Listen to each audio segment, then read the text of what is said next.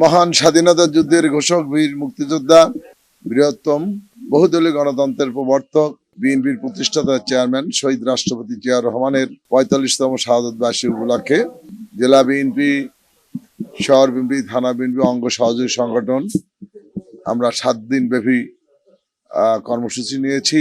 আমরা গতকালকে বগুড়া জেলার প্রত্যেকটি মসজিদে আমরা শহীদ রাষ্ট্রপতি জিয়াউর রহমানের জন্য বাদ জুম্মা দোয়ার ব্যবস্থা করেছি। বগুড়া জেলায় ইউনিয়ন, ওয়ার্ড, থানা, পৌরসভা, শহর প্রত্যেকটি জায়গায় যে মসজিদগুলো রয়েছে মসজিদে দোয়া খায় হয়েছে। আজকে শহীদ রাষ্ট্রপতি জিয়াউর রহমানের শাহাদত বার্ষিকী উপলক্ষে দলীয় কার্যালয়ে দলীয় পতাকা অর্ধনমিতকরণ এবং কালো পতাকা উত্তোলনের মাধ্যমে আমরা দিনটির কার্যক্রম শুরু করেছি।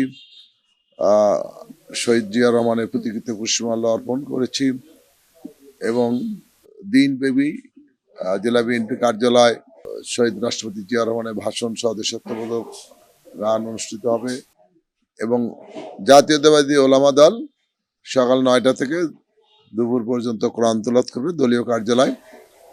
শহীদ রাষ্ট্রপতি জিয়াউর রহমানের শাহাদত বার্ষিকী এবং যেহেতু আমাদের ঈদুল আজহা ৩ দিন ব্যাপী আমরা পালন করে থাকি, আজকে তৃতীয় দিনে আমরা আমাদের প্রিয় নেতা শহীদ রাষ্ট্রপতি জিয়াউর রহমানের জন্য আমরা কুরবানি দিয়েছি এবং সকাল 10টায় শহীদ জিয়াউর রহমান শিশু হাসপাতাল যেটি রয়েছেন সেখানে ফ্রি চিকিৎসা ক্যাম্প অনুষ্ঠিত হবে এবং আমরা অসহায় মানুষদের আমরা মাংস বিতরণ করব, গোস্ত বিতরণ করব 12টার দিকে। বাদ জোহর আমরা শিশু পরিবারে আমরা খাদ্য বিতরণ করব।